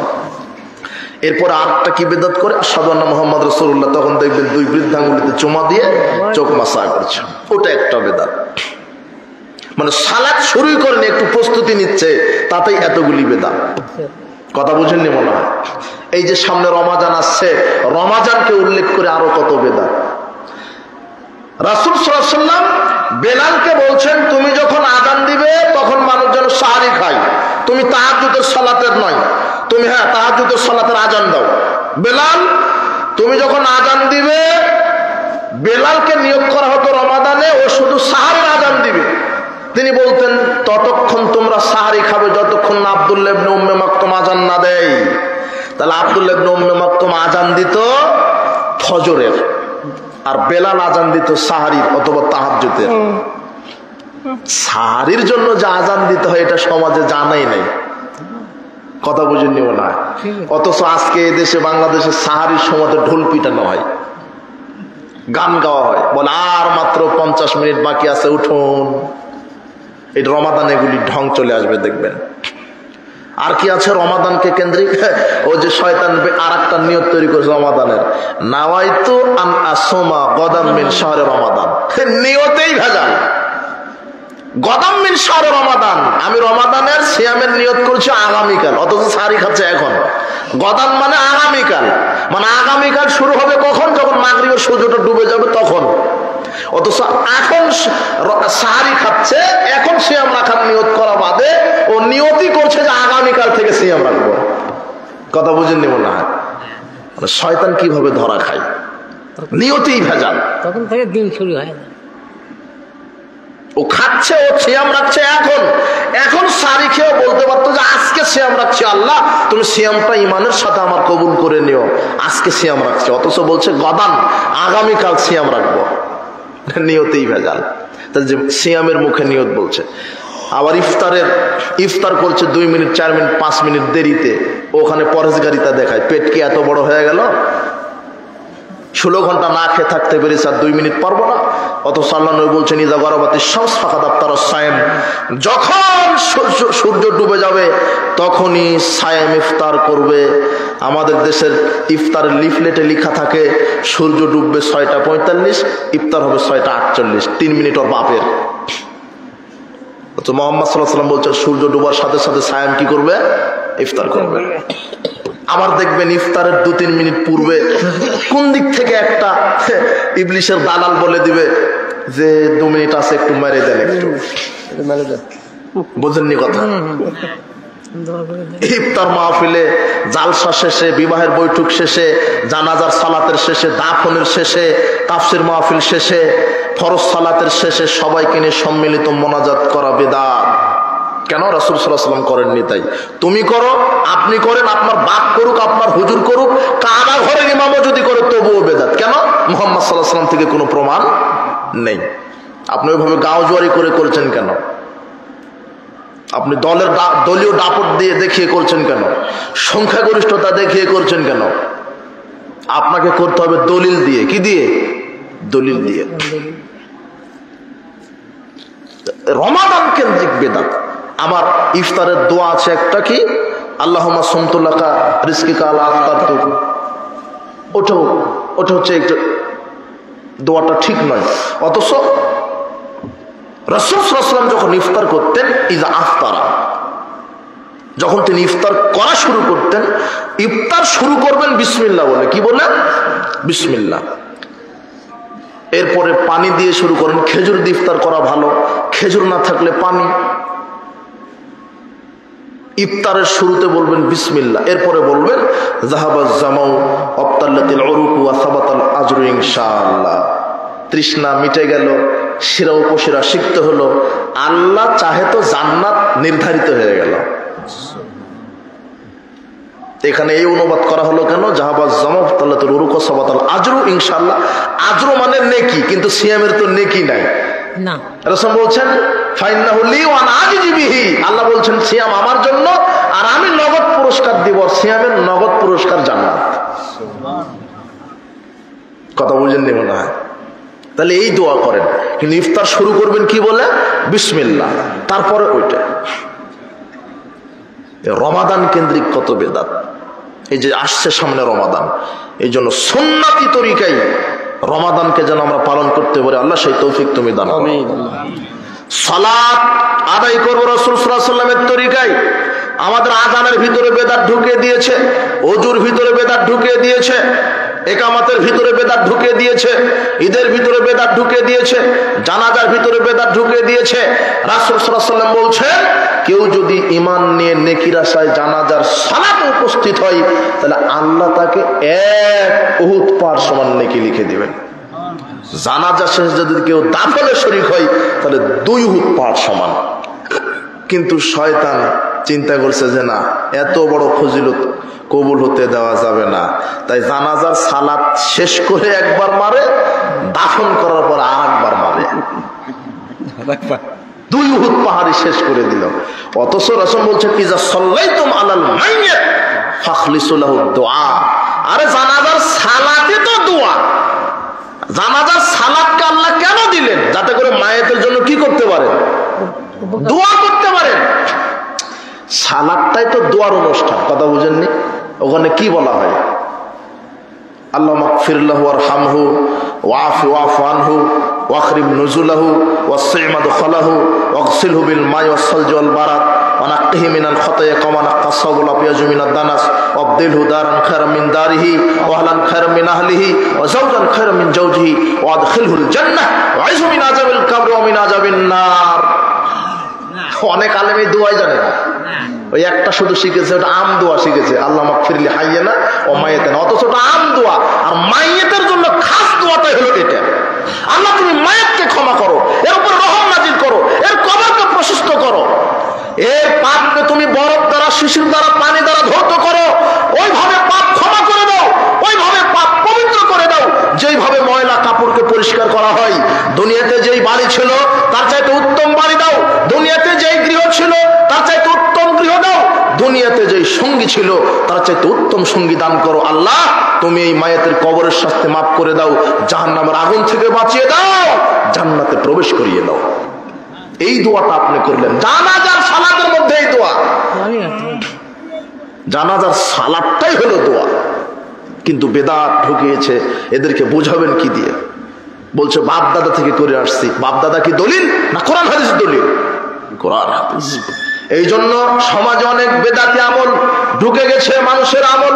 এই আমলগুলিকে নষ্ট করার জন্য আমাদেরকে কোরআন এবং সুন্নাহ অনুযায়ী আমল করতে হবে। বলছিলাম সময় সংক্ষেপ, আপনাকে বলছি আমল কবুলের পূর্ব শর্তের 1 বিশুদ্ধ ঈমান, 2 বিশুদ্ধ তরিকা, রাসূল সাল্লাল্লাহু আলাইহি ওয়াসাল্লামের সুন্নাহ অনুযায়ী আমল, রাসূলের তরিকা অনুযায়ী আমল। আপনি যে আমলটা করছেন সে আমলটা যদি রাসূলের তরিকায় না হয়, তাহলে আমল কবুল হবে না, আমল কবুল হওয়ার সুযোগ নেই। জুমার দিনে বেশি বেশি দরুদ পড়ার হাদিস সহি, ঠিক আছে। রাসূল বলছেন, কেউ যদি আমার উপরে জুমার দিনে বেশি বেশি দরুদ পড়ে, তাকে সুপারিশ করা আমার জন্য ওয়াজিব হয়ে যায়, এই হাদিস ঠিক আছে। রাসূল বলছেন, কেউ যদি প্রত্যেক দিন ফজরের পরে আল্লাহুম্মা সাল্লি ওয়া সাল্লিম আলা নবিয়িনা মুহাম্মদ 10 বার, মাগরিবের পরে 10 বার পড়ে, তার জন্য আমার সুপারিশ ওয়াজিব হবে, এই হাদিস ঠিক আছে। কিন্তু বানোয়ার জাল হাদিস আছে যে জুমার দিনে কেউ যদি 80 বার দরুদ পড়ে, তাহলে 80 বছরের পাপ ক্ষমা। অথচ হাদিসটা বানোয়ার জাল। আরে ভেজালে আমলে লেখা আছে, এটা ভেজালে আমল। এদেশে একটা বই আছে ভেজালে আমল, ওদের বইয়ে কোরআন নাই, হাদিস নাই, আছে কি? ভেজালে আমল। ওখানে লেখা আছে যে 80 বছরের পাপ যে ক্ষমা হবে, তো ওর যদি 80 বছরের পাপ না থাকে, তখন বলছে যে তার পিতামাতার 80 বছরের পাপ ক্ষমা। তখন বলছে যে পিতামাতার যদি 80 বছরের পাপ না থাকে, তাহলে সারা পৃথিবীর সব মুসলমানের পাপ ক্ষমা। তা আপনি এখানে সুদ ঘুষ খাবেন, দুর্নীতি করবেন, আর একজন ওখানে 80 বার দরুদ পাঠ করবে, পাপ ক্ষমা হয়ে গেল। ইসলাম হলো কি পাগল নাকি? রাসূল সাল্লাল্লাহু আলাইহি সাল্লামের তরিকায় আপনাকে আমল করতে হবে। ফরজ সালাত শেষ করে, আরে সালাতটাই হচ্ছে মোনাজাত। বুখারী 405, 6 এবং 416 নম্বর হাদিস আব্দুল্লাহ ইবনে ওমর থেকে বর্ণিত, তিনি বলছেন, রাসূল সাল্লাল্লাহু আলাইহি ওয়াসাল্লাম বলেছেন, ইন্না আহাদাকুম ইযা কামা ফি সালাতিহি, রাসূল সাল্লাল্লাহু আলাইহি ওয়াসাল্লাম বলছেন, যখন তোমাদের কেউ তার সালাতে দাঁড়িয়ে যায়, তাকবীরে তাহরিমা থেকে শুরু করে সালাম ফেরানো পর্যন্ত, ফাইন্নাহু ইউনাজি রাব্বাহু, সে তার প্রভুর সাথে মোনাজাত করে। মোনাজাত করে কখন? সালাতে, কিন্তু আমরা মেরে দিই কখন? সালাত শেষে। ধর্মই বোঝাতে পারলাম না জাতিকে। আল্লাহ নবী বলছেন মানুষ মোনাজাত করে কোথায়? সালাতে। আর আমরা করি কোথায়? সালাতের বাইরে। ওই যে আমরা জানি না কি বলি, জানি না, আল্লাহু আকবার বলে তাকবীরে তাহরিমা দিয়ে হাত বাঁধলেন, দোয়া ইস্তেফতা আছে, সালাত শুরুর দোয়া আছে, যেটা সানা বলেন, তাই না? সুবহানাকাল্লাহু ওয়া বিহামদিহি ওয়া তাবারাকা ইসমুকা ওয়া তাআলা জাদ্দুকা লা ইলাহা গায়রুকা, চলবে, সমস্যা নেই, বলেন। আর একটা সুন্দর একটা দোয়া আছে, আল্লাহুম্মা বাঈদ বাইনা ওয়া বাইনা খাতায়ায়া কামা বা'আদতা বাইনাল মাশরিক ওয়াল মাগরিব। আল্লাহ, আমার পাপকে দূরত্ব তৈরি করে দাও, ওই রকম দূরত্ব যেমন পূর্ব পশ্চিমের দূরত্ব যেমন। ওয়ানাক্কিনি মিনাল খাতায়া, আর আমার পাপকে পরিষ্কার করো। ইউনাক্কাস সাবুলা ফিয়াজু মিনাদ দানাস, যেভাবে তুমি ময়লা কাপড়কে সাদা করে দাও, ওইভাবে আমার পাপকে তুমি কি করো? পরিষ্কার করো। আল্লাহ মাগসিলহু বিল মাই ওয়াস সালজি ওয়াল মা, এবং আমার পাপকে তুমি ধুয়ে পরিষ্কার করো পানি দ্বারা, বরফ দ্বারা, শিশির দ্বারা। কি, কার সাথে কথা বললেন আপনি? আল্লাহর সাথে। কিন্তু আপনি জানেনই না তো কি বললেন, কথা বুঝেননি? সালাত কি এমনিতেই? সালাতে কিছু বলতে হবে, এই জন্য আল্লাহ সালাত দিয়েছেন। কিছু আল্লাহর কাছে চাইবে। সবচাইতে বড় দুয়ার অনুষ্ঠান হচ্ছে সালাত। আল্লাহকে ডাকার সবচাইতে বড় মাধ্যম হচ্ছে ইবাদতের জগতের সবচেয়ে বড় মাধ্যম হচ্ছে সালাত। সবচাইতে যে ইবাদতে বেশি আল্লাহকে ডাকা যায় তার নাম হচ্ছে সালাত। এই দেখেন, তাকবীর তাহরিমা দেওয়ার পরে শুরুতেই কি চমৎকার না দোয়া বললেন আপনি, তাই না? এরপরে সূরা ফাতিহা বললেন, কি বললেন? আলহামদুলিল্লাহি রাব্বিল আলামিন, সমস্ত প্রশংসা জগৎ সমূহের প্রতিপালক আল্লাহর জন্য। আর রহমানির রহিম, যিনি অসীম দয়ালু, পরম করুণাময়, অসীম দয়ালু। মালিক ইয়াউমিদ্দিন, যিনি বিচার দিবসের মালিক। ইয়্যাকা না'বুদু ওয়া ইয়্যাকা নাস্তাঈন, আল্লাহ, একমাত্র আমরা তোমারই ইবাদত করি, তোমার কাছেই সাহায্য চাই। ইহদিনাস সিরাতাল মুস্তাকিম, আল্লাহ তুমি আমাদেরকে সোজা পথ দেখাও, সরল সহজ সঠিক পথ দেখাও। কি, সূরা ফাতিহা হলো সর্বশ্রেষ্ঠ দোয়া। সিরাতাল্লাযীনা আন'আমতা আলাইহিম, যারা নবী, সিদ্দিক, শুহাদা, সলিহিন, নিয়ামত প্রাপ্ত যারা, এদের পথে আমাকে শামিল করো। গায়রিল মাগদুবি আলাইহিম ওয়ালাদ-দাল্লিন, আল্লাহ এই পথভ্রষ্ট ইহুদি, পথভ্রষ্ট খ্রিস্টান আর অনুসপ্ত ইহুদির পথ থেকে তুমি আমাদেরকে মুক্ত রাখো। আমরা বলি আমিন। আল্লাহ তুমি কবুল করো। কিন্তু আপনি জানেন না তো, আপনার বাপই জানে না, আপনার শিক্ষকই জানে না, এমনিতেই সালাত আদায় করছে। ও শুধু সালাত আদায় করছে আর চিন্তা করছে যে কখন হুজুর মোনাজাত দিবে। বসে থাকে, হা করে বসে থাকে। ওরাই জুমার দিনে বলে, হুজুর এই যে 500 টাকা দিলাম, লম্বা মোনাজাত করে দেন। মানে এক সপ্তাহে যত পাপ করছে ও শুক্রবারে ক্ষমা নেওয়ার জন্য রেডি থাকে। হারামখোর। এরপরে কি বললেন? আল্লাহু আকবার বলে রুকুতে গেলেন। সুবহান রাব্বিয়াল আযীম, মহান রবের পবিত্রতা বর্ণনা করছি। সামি আল্লাহু লিমান হামিদা, আমি সেই আল্লাহর প্রশংসা করছি যে আল্লাহ আমার প্রশংসা শুনতে পাচ্ছেন। এরপর কি বলছেন? রব্বানা লাকাল হামদ হামদান কাসীরান তাইয়্যিবান মুবারাকান ফি, যাবতীয় পবিত্রতা বরকত কার জন্য? আল্লাহর জন্য। সেই আল্লাহর প্রশংসা করছি। এরপরে আল্লাহ আকবার সেজদায় গেলেন। সুবহান রাব্বিয়াল আলা, উঁচু রবের পবিত্রতা বর্ণনা করছি। দুই সেজদার মাঝখানে যে কি বললেন, সুবহানাল্লাহ। আল্লাহুম্মা গফিরলি ওয়ারহামনি ওয়াজবুরনি ওয়াহদিনি ওয়াআফিনি ওয়ারযুকনি, আল্লাহ আমাকে হেদায়েত দাও, আমাকে সুস্থতা দান করো, আমাকে রহম করো, আমার পাপ ক্ষমা করো, আমাকে সংশোধন করে নাও, আর আমাকে রুজি দাও। এতটুকুন যদি কবুল হয়, দুনিয়াতেও আর কিছু দরকার নেই, বিচার মাঠে জান্নাতে যেতেও আর কোনো কিছু দরকার নাই। শুধু এতটুকুন কবুল হলে, আল্লাহ ফিরলি, আমাকে ক্ষমা করো, আর কিছু লাগবে? ওর হামনি, আমাকে রহম করো, ও হাদিনি, আমাকে হেদায়েত দাও, ও আফিনি, আমাকে সুস্থ রাখো, ওয়াসবুরনি, আমাকে সংশোধন করো, ওয়ারযুকনি, আল্লাহ দুনিয়াতে আমার টাকা পয়সা লাগে, অর্থ লাগে, আমাকে সুন্দর সন্তান দান করো, গাড়ি বাড়ি দান করো, রিজিক দান করো। আর কিছু লাগলো? কিন্তু কয়জন জানে? জিজ্ঞাসা করেন। ও সব জানে, এই হারামখোরের সব জানা আছে, কিন্তু সূরা ফাতিহাটাই শুদ্ধভাবে জানা নেই, জানাজার দোয়াটা জানা নেই। আপনি বলছেন আমার ছেলেটা বিসিএস ক্যাডার, ইঞ্জিনিয়ার, ও বিশাল বড় ডিগ্রি, কিন্তু এক বদলা পানি দিয়ে বলে ওযু করো, ওযু করতে জানবে না। কি শিখালেন ওকে? কি শিখালেন আপনার ছেলেকে? মনে মনে গর্ব করেন 1.5 লক্ষ টাকা বেতন পায়। বাপ মারা গেলে কেমন সন্তান জন্ম দিলেন যে জানাজার সালাতে দাঁড়াতে পারে না? ঠিক ওই সন্তান দিয়ে আপনার কি হবে? এমন সন্তান রেখে যান যেই সন্তান বলতে পারবে রব্বির হামহুমা কামা রব্বায়ানি সগীরা। যেই সন্তান 5 ওয়াক্ত সালাত আদায় করে পিতামাতার জন্য দোয়া করতে পারবে, আল্লাহ পিতামাতাকে বিচার মাঠে অনেক মর্যাদা দিবেন। ইন্নাল্লাহ তাআলা ইয়ারফু দারাজাতা লিল আবদি সালিহ ফিল জান্নাহ। আল্লাহ বিচার মাঠে জান্নাতে কিছু পিতামাতার অনেক বড় আসন দিবেন, মর্যাদা দিবেন। তখন পিতামাতা অবাক হয়ে বলবে, আন্নালি হাজিহি, এত মর্যাদা আমাদের, এত মর্যাদা আমাদের, আমরা তো বেশি অত আমল করতে পারিনি। তখন আল্লাহ বলবেন, বিস্তিগফার ওয়ালাদিকা লাক, তোমার ওই যে দুনিয়াতে সৎ সন্তান রেখে এসেছিলে, তারা 5 ওয়াক্ত সালাত আদায় করত, তারা দান সদকা করত, তারা তোমাদের জন্য বেশি বেশি দোয়া ইস্তেগফার পাঠ করত, তাদের দোয়ার বদৌলতে আমি আল্লাহ তোমাদেরকে জান্নাতে মর্যাদা বাড়িয়ে দিয়েছি। কিন্তু এমন সন্তান রেখে যাচ্ছেন, ও গাঁজা ছাড়া আর একদিনও চলে না, ওযুই জানে না, সালাত তো বহু দূরের কথা। কি শিখালেন আপনার ছেলেকে? সবই জানেন। আমাদের দেশের যারা ক্যাডার আছে, সচিব আছে, আইনজীবী আছে, এরা এত শিক্ষিত, এরা সব জানে এরা, কিন্তু ওযুটাই ঠিক মতো জানে না, জানাজার দোয়াটাই জানে না। সবাই বলছি না এরকম না, অনেকে জানে, কিন্তু প্রায় বিদ্যাও নেই, বুদ্ধিও নেই, এমনি বেতন তুলে খায়, পায়খানা করে দিন কাটায় এরা।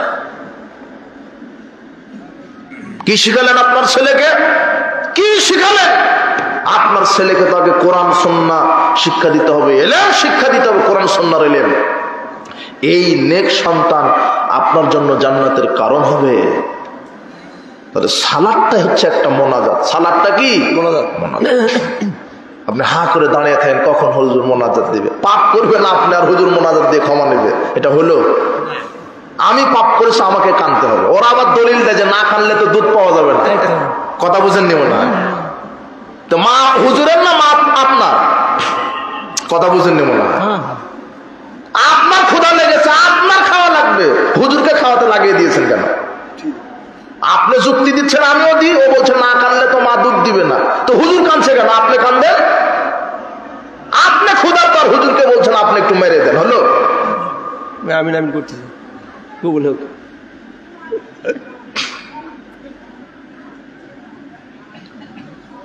এই জন্য কোরআন এবং সহিহ সুন্নাহর দলিল অনুযায়ী আমাকে আমল করতে হবে। দলিল রাসূল সাল্লাল্লাহু আলাইহি ওয়াসাল্লামের সুন্নাহর বাইরে গিয়ে যদি আমল করেন, আমল কবুল হবে না। বলছিলাম বিশুদ্ধ তরিকা ঠিক রাখতে হবে। কত সমাজে ভ্রান্ত আরো অনেক আমল আছে যেগুলি বলতে গেলে সময়। আল্লাহ আমাদেরকে কোরআন এবং সহিহ সুন্নাহকে বোঝার তৌফিক দান করুন। বিদআত করবেন না, বেদাতকে আশ্রয় দিবেন না। রাসূল বলছেন, ফামান আহদাসা ফিহা হাদাসান আও আওয়া মুহদিসান, যে ব্যক্তি বেদাত করলো অথবা বেদাতকে আশ্রয় দিল, লানাতুল্লাহ, তার উপরে আল্লাহর লানত, ওয়াল মালাইকাতু, ফেরেশতাকুলের লানত, ওয়ান নাস আজমাইন, সমস্ত মানব মণ্ডলীর লানত, লা ইউকবালু মিনহু সারফুল আদল, তার ফরজ নফল ইবাদত আল্লাহ কবুল করবেন না। বুখারী মুসলিমের হাদিস। বেদাতিকে আশ্রয় দেওয়া যাবে না, বেদাতিদেরকে সহযোগিতা করা যাবে না। এই জন্য যেই মসজিদ মাদ্রাসাতে বেদাত চাষ হয়, এই মসজিদ মাদ্রাসাতে দান করা হারাম। আপনি দান করেন আমি জানি, কিন্তু বেদাতি মসজিদে কেন দিচ্ছেন? বেদাতি মাদ্রাসায় কেন দিচ্ছেন? যেখানে বেদাত চাষ হয়, যেখানে রাসূলের সুন্নাহকে অপমান করা হয়। আপনি দান করবেন, যাকাত দিবেন, সদকা দিবেন, আপনি ওসর দিবেন, আপনি সাধারণ দান দিবেন সালাফি আকীদা মানহাজের মসজিদ মাদ্রাসায়। বুঝতে পেরেছেন? আমাদের মাদ্রাসা আছে, কোথাও জায়গা না পেলে আমাদের মাদ্রাসায় দিয়ে আল্লাহ কবুল করবে। আপনি বেদাতি মাদ্রাসাতে দিয়ে বেদাতিদেরকে সহযোগিতা করলেন, একে তো বেদাতিকে সহযোগিতা করলেন, একে তো আল্লাহর লানত পেলেন, ফেরেশতাদের লানত পেলেন, মানুষের লানত পেলেন, আর আপনার ফরজ নফল কোন ইবাদত কবুল হলো না। এজন্য সাবধান, কুল্লু বেদাতিন দলালা কুল্লু দলালাতিন ফিন্নার। বেদাতি আমল হচ্ছে ভ্রষ্টতা, আর ভ্রষ্টতা আপনাকে কোথায় নিয়ে যাবে? জাহান্নামে। সাবধান। আর বেদাতিদেরকে রাসূল সাল্লাল্লাহু আলাইহি ওয়াসাল্লাম বিচারের মাঠে সুপারিশ করবেন। ওই যে সৌকান লেমান গায়্যারা বাদি, আল্লাহ বলবেন, রাসূল বলবেন, দৌড়াও যারা আমার শরীয়তকে পরিবর্তন করে নতুন নতুন আমল তৈরি করেছো, বেদাতি আমল করেছো, আমার সামনে থেকে সরে যাও। এর চাইতে কপাল পোড়ার কে হতে পারে? সাবধান। আপনি আমল করবেন কার তরিকায়? রাসূলের তরিকায়। সংক্ষেপে আমি আমল ভঙ্গের 5টা আমল কবুলের শর্ত বলছিলাম। 1 বিশুদ্ধ ঈমান, 2 বিশুদ্ধ তরিকা, 3 বিশুদ্ধ ইখলাস। 3 নাম্বার কি? ইখলাস। ইখলাস মানে আপনি যে আমলই করেন একমাত্র আল্লাহকে খুশি করার জন্য। কাকে? আল্লাহকে খুশি করার জন্য। আমি শেষ করে দিব। আপনারা অনেক ধৈর্যের পরিচয় দিয়েছেন, আর এই আলোচনাগুলি শুনতে চায় না মানুষ, বা অনেক বিশৃঙ্খলা চলে আসে। আপনারা অনেক নীরবতা পালন করেছেন। কেন? এটাই হচ্ছে মূল। এই আলোচনা যদি মানুষ বুঝতে পারে তাহলে তার ঈমান আমল টিকে গেল। এই জন্য শয়তান সবসময় খোঁচাতে থাকে, এরকম আলোচনা কেউ করতেও চায় না। মানুষের মন মতো এখন বক্তা বের হয়েছে। তোমার হুজুর যখন বক্তব্য দেয় 10 লক্ষ লোক বসে থাকে, আপনার জনগণ যে বক্তব্য চায় সেই বক্তব্যই দেয় হুজুর। তো ওই হুজুর যদি জাতির সামনে বলতো যে এইটা বেদাত, এইটা শিরক, 10 লক্ষ কেন 10,000 লোককে সামনে পেত না। কথা বুঝেন নেব না? জাতির সামনে শিরক বেদাতের বিরুদ্ধে কথা বলা একটা জিহাদ। আহলে হাদিস মুখ দিয়ে বলাটাই একটা মুজাহিদের কাজ। এটাই বড় পরিচয়। আমি মুসলিম, এরপর আমি আকীদাতে সালাফি আকীদা, আমার মানহাজ হচ্ছে সালাফদের মানহাজ। আমার পরিচয় একটা মুসলিম, জাতিতে মুসলিম, আকীদাতে আমি সালাফি। ঠিক আছে না? আমাদের সালাফ অর্থাৎ পূর্বপুরুষ সাহাবীরা যেভাবে আকীদা পোষণ করেছে আমাকে ওইভাবে পোষণ করতে হবে। এই জন্য কোরআন সুন্নাহ অনুযায়ী আমল করবেন। 1 নাম্বার আমল কবুলের পূর্ব শর্ত বিশুদ্ধ ঈমান, 2 নম্বর বিশুদ্ধ তরিকা, 3 নম্বর বিশুদ্ধ ইখলাস। আমি সালাত আদায় করব কাকে খুশি করার জন্য? আমি দান করব কাকে খুশি করার জন্য? আমি হজ করব কাকে খুশি করার জন্য? কিন্তু নিয়তটা যদি থাকে হুজুর 10,000 টাকা দিলাম একটু বলেন অমুক 10,000 মারহাবা, নিয়ত যদি থাকে যে মানুষ আমাকে বড় দানবীর বলবে, তাহলে এই দান আপনাকে জাহান্নামে নিয়ে যাবে। আমি হজ করে এসেছি, মানুষ জানুক যে আমি হাজী সাহেব, মানুষ আমাকে আলহাজ বলবে। আমি বড় বক্তা হয়েছি, মানুষ আমাকে বলবে বাপরে বক্তা। আমি বড় কারি হয়েছে, মানুষ আমাকে কারি বলবে। যদি মানুষের কাছে মর্যাদা পাওয়ার লোভে মানুষকে দেখানো যদি আমল করি, তাহলে ওই আমলটা আমাকে কোথায় নিয়ে যাবে? আমি যা কিছু করব কাকে খুশি করার জন্য? আল্লাহকে। এটা হলো বিশুদ্ধ ইখলাস। ইন্নাল্লাহা লা ইয়াকবালু মিনাল আমালি ইল্লা মা কানা লাহু খালিসান। নিশ্চয় আল্লাহ ওই ব্যক্তির আমল কবুল করে না যেই ব্যক্তির বিশুদ্ধ ইখলাসটা নাই। ইখলাসটা ঠিক রাখতে হবে। কথা বুঝেছেন? নিয়তটা ঠিক রাখতে হবে। 4 নম্বর আমল কবুলের পূর্ব শর্ত পবিত্র রুজি ভক্ষণ করা। কি রুজি? পবিত্র, হালাল নয়, পবিত্র। আল্লাহ শুধু হালাল খেতে বলেননি কোরআন। আল্লাহ বলছেন ইয়া আইয়ুহার রাসূল কুলু মিনাত তাইয়্যিবাত ওয়া আমালু সলিহা। আল্লাহ বলছেন আমল করার পূর্বে পবিত্রটা খাও। কোনটা? পবিত্র। হালাল হলে হবে না। যেখানে আল্লাহ হালাল শব্দটা লাগিয়েছেন সেখানে আল্লাহ পবিত্র শব্দটা লাগিয়ে দিয়েছেন। কেন? একটা জিনিস শুধু হালাল হলে হবে না, ওটা কি হতে হবে? পবিত্র হতে হবে। হালালান তাইয়্যিবা, হালালান তাইয়্যিবা। কুলু মিম্মা ফিল আরদি হালালান তাইয়্যিবা। হে মানব মণ্ডলী, পবিত্র হালাল পবিত্র বস্তু খাও, তারপরে ইবাদত করো। আগে ইবাদত নয়, ইবাদতের পূর্বে আগে কি? পবিত্র রুজি খাওয়া। হালাল হলেই পবিত্র হবে না, কিন্তু পবিত্র যেটা সেটাই হালাল। একটা কথা শুনে রাখেন, পৃথিবীতে যত পবিত্র খাবার সেটাই হালাল, কিন্তু হালাল হলে সেটা কি না? পবিত্র না। কেমন? এই মাছ যে আমরা খাই এটা হারাম না হালাল? গাভীর দুধ হারাম না হালাল? হালাল। গরুর গোশত হালাল না হারাম? হালাল, মাছ হালাল, গাভীর দুধ হালাল। বাজারে গেছেন দুধ কিনতে, দুধ হালাল, কিন্তু যেই টাকা দিয়ে দুধটা কিনছেন ওই টাকা যদি সুদ অথবা ঘুষের হয় তাহলে দুধ আপনার জন্য খাওয়া হারাম। কথা বুঝেন নেব না, আপনি বুঝবেন কি করে? দুধ হালাল কিন্তু পকেটের টাকা হলো দুর্নীতি করা, ঘুষের, চুরি করা টাকা, জনগণের চুরি করা টাকা। দুধ হালাল, খাঁটি দুধ, দেশি গো গাভীর দুধ, কোনো ভেজাল নেই, টাটকা পদ্মার ইলিশ। আপনার এই বনানে মোড়ে উঠেছে টাটকা পদ্মার ইলিশ, বগুড়া শাহজাহানপুরে উঠেছে টাটকা পদ্মার ইলিশ, টাটকা ইলিশ।